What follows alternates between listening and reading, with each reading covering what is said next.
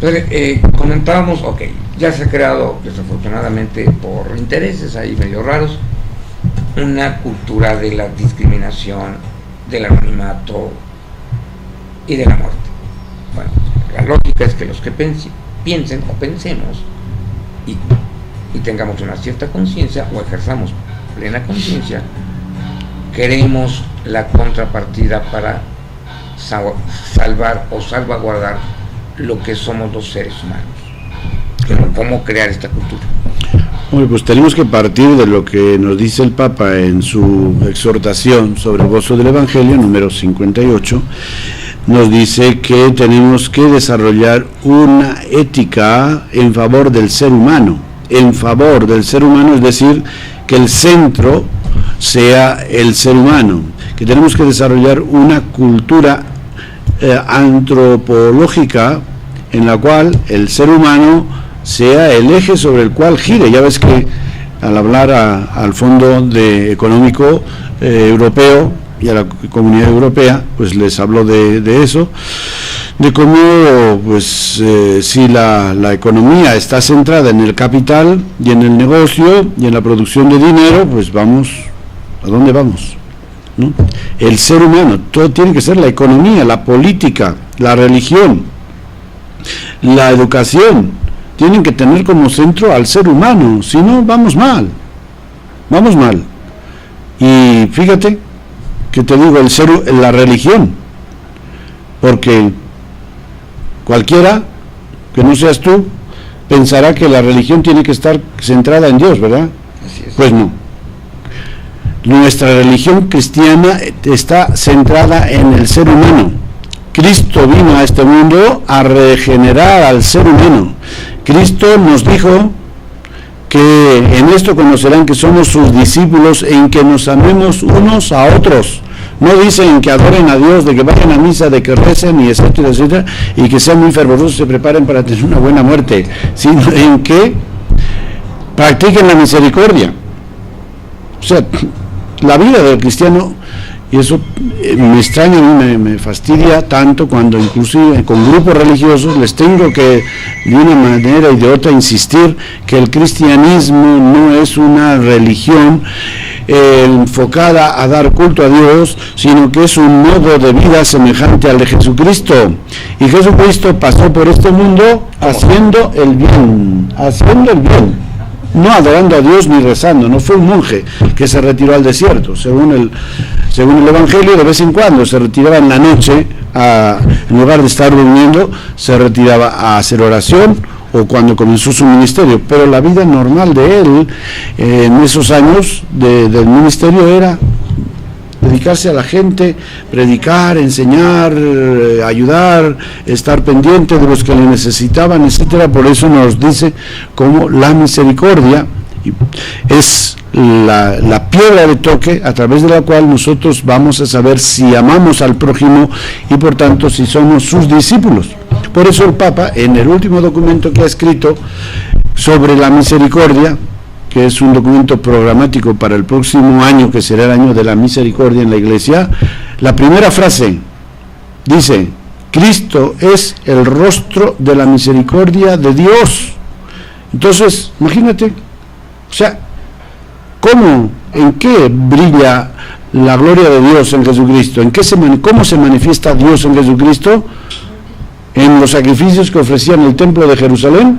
No, en la misericordia, el rostro de la misericordia de Dios. Y entonces, ¿en qué se va a manifestar que un ser humano es discípulo de Jesucristo? En la práctica de la misericordia. No precisamente en que vaya a misa el domingo, se confiese por Pascua, dé el diezmo de la iglesia y otras prácticas religiosas que tradicionalmente han hecho que a una persona se le llame cristiano practicante. Bueno, en tu país les decimos muchos. Sí, muchos, pero ya eso es el insulto. Pero quien se quería halagar o quien quería decir que era una persona de mucha fuerza religiosa, pues decía que era un católico prácticamente, porque tenía esa serie de prácticas religiosas.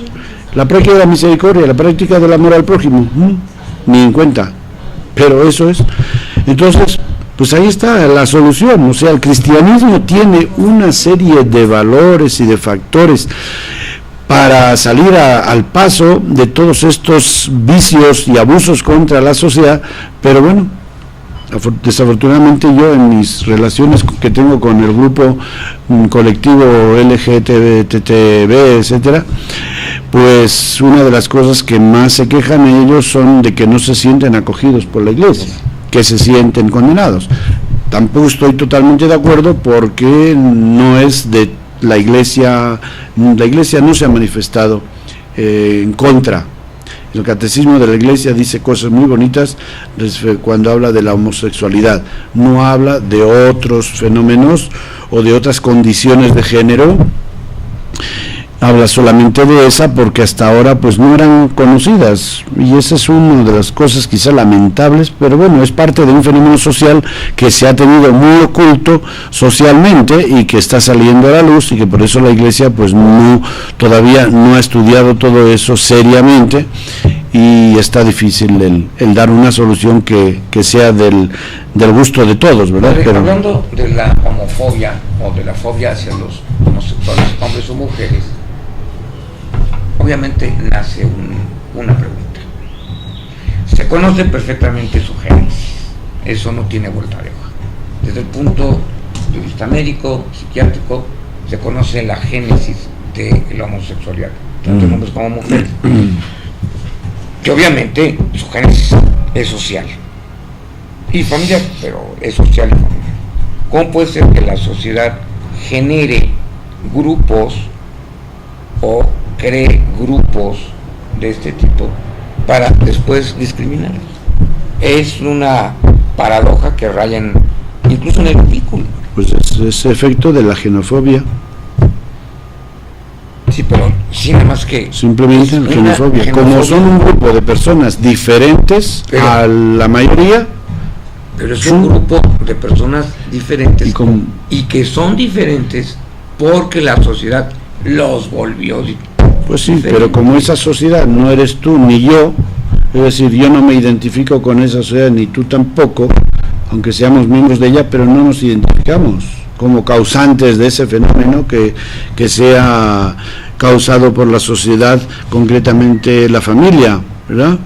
Entonces, pues, o sea, todos le echamos la culpa a los demás, ¿no? Y les echamos la culpa a esos tipos raros, y los culpamos tipos raros, así los vemos, ¿verdad? Y los culpamos, quién sabe qué, de ser depravados y gente, pues así, ¿no? Que es la idea que les damos en la sociedad, y por eso esa discriminación, por esa idea negativa que tenemos cuando, pues, son seres humanos. El otro día que yo tuve una entrevista en un canal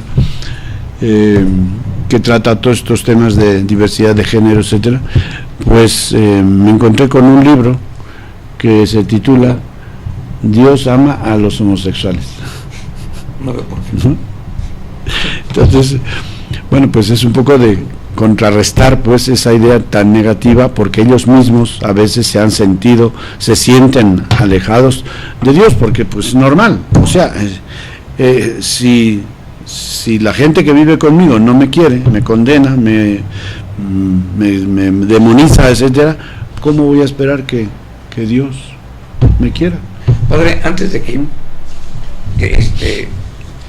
Luisa nos haga clic, una pregunta con respecto a este tema, y que es todavía más grave hablando de discriminación. En las últimas 2 o 3 décadas hay una campaña de dignificación, echándole mucha imaginación, de los y las homosexuales, sí, pero con un fin de explotarlos, bueno, no sí, de integrarlos, no de entenderlos, no, de explotarlos, aprovecharse de ellos, dices. Siempre. ¿Por qué cree que un partido, bueno, que no voy a decir yo su nombre, ha promovido y defiende, claro, para ganar votos, sí, claro, o para explotarlos en todo tipo de modas, bares, y tonterías, pero sin sirmas. Sí, sí, sí. O sea, todavía peor emplear esto de una forma tan antiética. Pero bueno, pues para explotar y no para realmente. Sí, eso combatir. está bastante claro, pero bueno, gracias a eso, pues también están ellos gozando de ciertos derechos, se les está dando algo de promoción social, ¿verdad? Sí, ya pero es todos, colateral, ¿no? sí, pero bueno, pues como dice San Pablo, sea como sea, Cristo es predicado, ¿no? Con buena o mala intención. Entonces, en ese sentido también, sea que los políticos quieran aprovecharse de ellos, etcétera, pues están sacando algunas ventajas.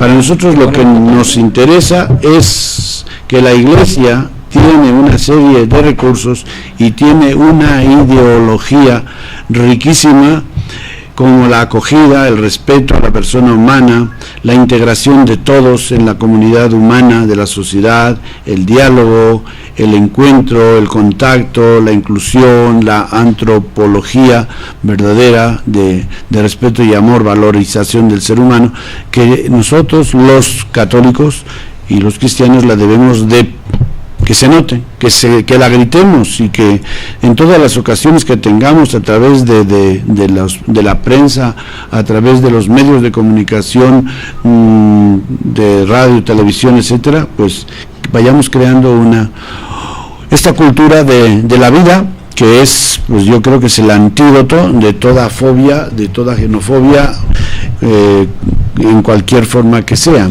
es decir, de poner de relieve que el ser humano es sagrado, porque es obra de Dios, ha salido de las manos de Dios, y todo lo que sale de las manos de Dios es sagrado, y no importa de qué sexo sea, no importa qué color tenga, no importa dónde viva, etcétera, y qué educación tenga. Por el hecho de haber nacido seres humanos, tenemos todos la mismísima dignidad. Y que eso lo tenemos que proclamar, pero pues luego nos perdemos nuestra identidad cristiana, religiosa, porque nos adaptamos a los valores y contravalores, antivalores del mundo. Padre, muchas gracias a todas las personas que nos ven aquí en América. Muchas gracias, muy buenas tardes. A los que nos ven del otro lado del Atlántico, pásenla muy bien, muy buenas noches. Los esperamos en una semana y les recordamos, como siempre, paz y bien.